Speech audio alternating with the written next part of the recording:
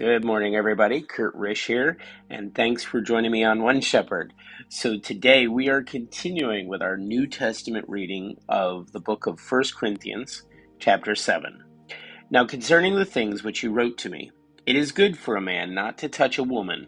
Nevertheless, because of sexual immorality, let each man have his own wife, and let each woman have her own husband. Let the husband render to his wife the affection due her, and likewise also the wife to her husband. The wife does not have authority over her own body, but the husband does. And likewise the husband does not have authority over his own body, but the wife does. Do not deprive one another except with consent for a time, that you may give yourselves to fasting and prayer, and come together again, so that Satan does not tempt you because of your lack of self-control. But I say this as a concession, not as a commandment, for I wish that all men were even as myself. But each one has his own gift from God, one in this manner and another in that. But I say to the unmarried and to the widows, it is good for them if they remain even as I am. But if they cannot exercise self-control, let them marry, for it is better to marry than to burn with passion. Now, to the married I command, yet not I, but the Lord. A wife is not to depart from her husband, but even if she does depart, let her remain unmarried, or be reconciled to her husband. And a husband is not to divorce his wife. But to the rest I, not the Lord, say, if any brother has a wife who does not believe, and she is willing to live with him, let him not divorce her. And a woman who has a husband who does not believe, if he is willing to live with her, let her not divorce him. For the unbelieving husband is sanctified by the wife, and the unbelieving wife is sanctified by the husband. Otherwise your children would be unclean, but now they are holy. But if the unbeliever departs, let him depart. A brother or a sister is not under bondage in such cases, but God has called us to peace. For how do you know, O wife, whether you will save your husband? Or do you know, O husband, whether you will save your wife? But as God has distributed to each one, as the Lord has called each one, so let him walk. So I ordain in all the churches. Was anyone called while circumcised? Let him not become uncircumcised. Was anyone called while uncircumcised? Let him not be circumcised. Circumcision is nothing, and uncircumcision is nothing. But keeping the commandments of God is what matters. Let each one remain in the same calling in which he was called. Were you called while a slave? Do not be concerned about it. But if you can be made free, rather use it. For he who is called in the Lord while a slave is the Lord's freedman. Likewise, he who is called while free is Christ's slave. You were bought at a price. Do not become slaves of men. Brethren, let each one remain with God in that state in which he was called. Now concerning virgins, I have no commandment from the Lord, yet I give judgment as one whom the Lord in his mercy has made trustworthy.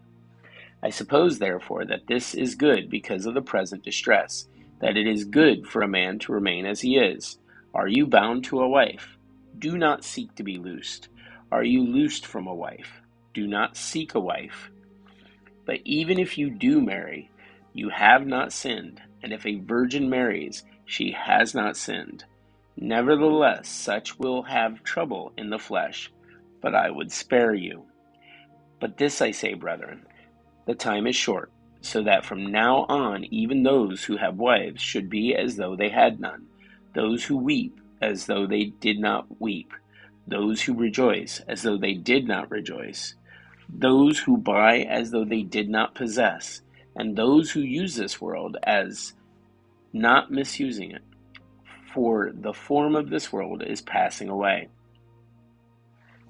But I want you to be without care. He who is unmarried cares for the things of the Lord, how he may please the Lord.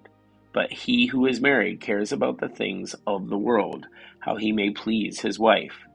There is a difference between a wife and a virgin.